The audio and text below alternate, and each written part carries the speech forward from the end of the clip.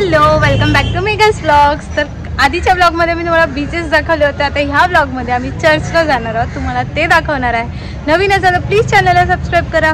हे आमचे गोव्याचे टी शर्ट्स आणि इथे आम्ही मॅचिंग केलं आहे। शौर्या हाय हाय आची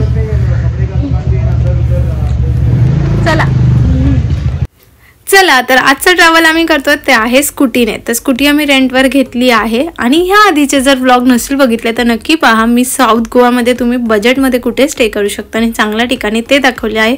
त्या व्यतिरिक्त ह्याचा आधीचा जो व्लॉग दाखवला तो आहे नॉर्थ गोवामध्ये बीचच्या साईडला बजेटमध्ये कुठे राहू शकता ते सुद्धा। तर नसेल बघितलं तर नक्की बघा। नवीन असेल प्लीज चॅनलला सबस्क्राईब करा। चला तर फर्स्ट आम्ही आलो ते आहे चर्चमध्ये। तर ह्या चर्चचं नाव आहे Our Lady Immaculate Conception Church of Goa. तर ह्याचं थोडंसं डिफिकल्ट आहे ना, पण गुगल केल्यावर तुम्हाला नक्कीच मिळेल। हॅलो, तर आम्ही पोहोचलोय आणि इकडचं रूल आहे प्लीज तुम्ही इथे येताना सिवलेस वेअर करून येऊ नका, नाहीतर इथे एक काका बसलेले असतात ते तुम्हाला आतमध्ये सोडणार नाहीत। त्या व्यतिरिक्त इथे बोर्ड सुद्धा दिलेला आहे, काही रूल्स आहेत वेअरला घेऊन। तर चला चर्च पाहूया। हॅलो, तर आता आम्ही ज्या चर्चमध्ये आलो आहे ते तुम्ही बऱ्याच बॉलिवूड मूवीजमध्ये पण पाहिलं असेल। सिंगममध्ये सुद्धा हे चर्च आहे। तर एकदा चर्च बघूया।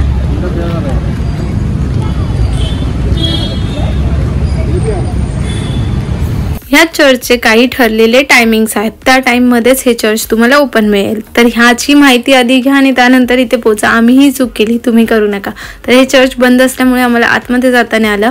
तर आता आम्ही निघालो ते आहे डॉल्फिन राईड करायला। तर डॉल्फिन राईड करायच्या आधी तुम्ही हे बघू शकता इथे पर्पल फेस्ट पण लागलेला, पण वेळेची कमी असल्यामुळे आम्ही आतमध्ये गेलो नाही, तिकीट्स वगैरे पण होते त्याचे। तर आता आपण पोचणार आहोत ते आहे मिरामार बीचच्या इथे।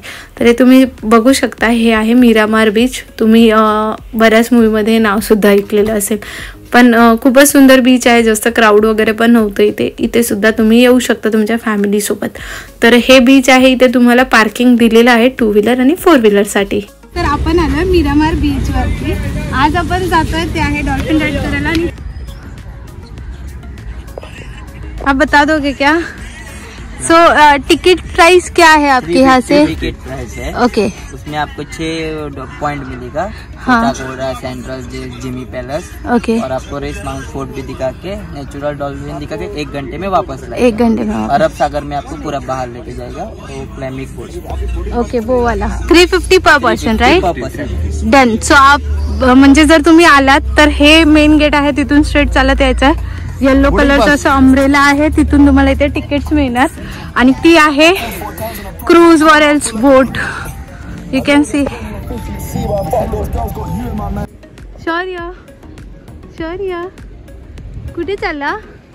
डॉल्फिन बघायला? हो हो।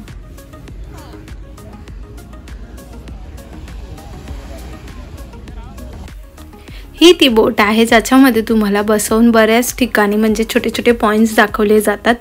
तर ह्या बोटमध्ये पूर्ण ही बोट फुल होईपर्यंत हलवत नाही। आम्ही ऑलमोस्ट अर्धा ते पाऊण तास आतमध्ये बसलेलो। जेव्हा ही बोट पूर्णपणे फुल झाली त्याच्यानंतर हे आम्हाला रेडी झाले घेऊन जाण्यासाठी।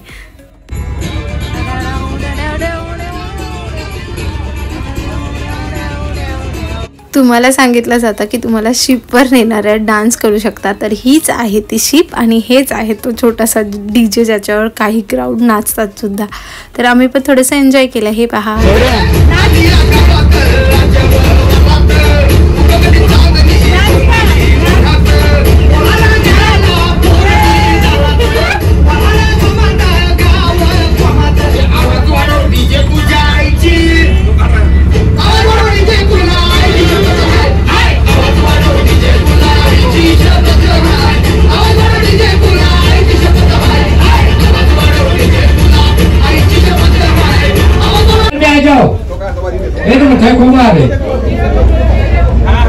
राइट साइड से देखो, सभी लोग राइट साइड में आ जाओ, कुछ नहीं होता है।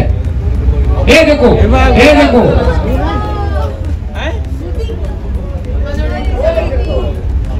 ये व्हाइट कलर का हाउस दिख रहा है, ये गोवा का सेंट्रल जेल का, गोवा का सेंट्रल जेल का। ये लंबा दिख रहा है, बहुत विंडो वाला।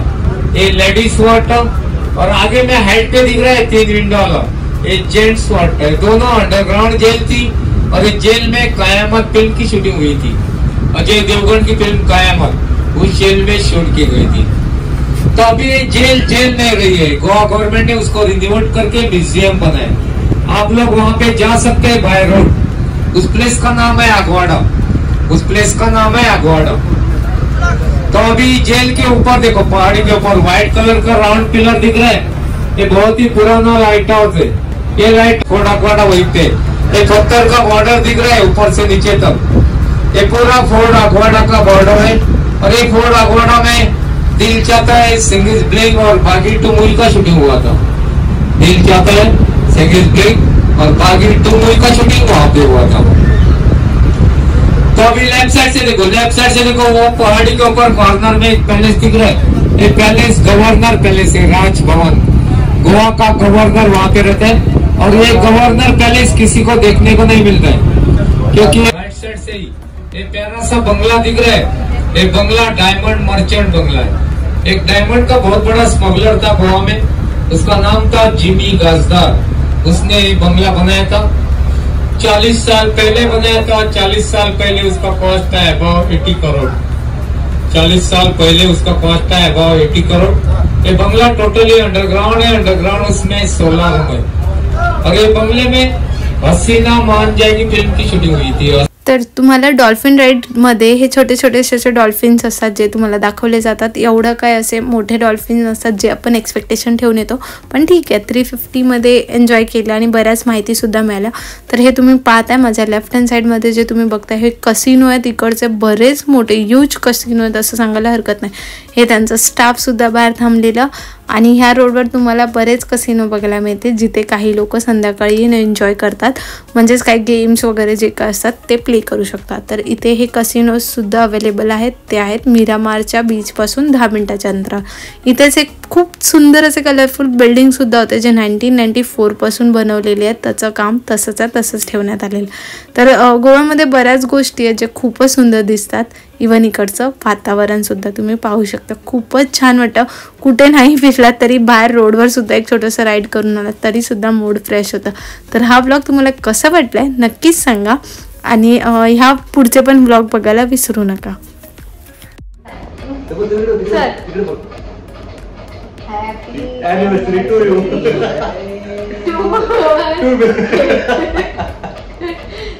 थँक्यू दादा। दादानी आमच्यासाठी केक आणलाय, ॲनिव्हर्सरी केक।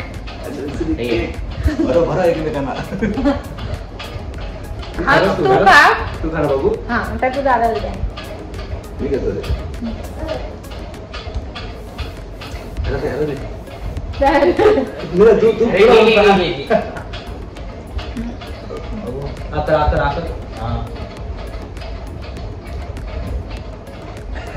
मस्त आहे केक, आईस केक आहे। हे घे घे बाकीचं मी खायला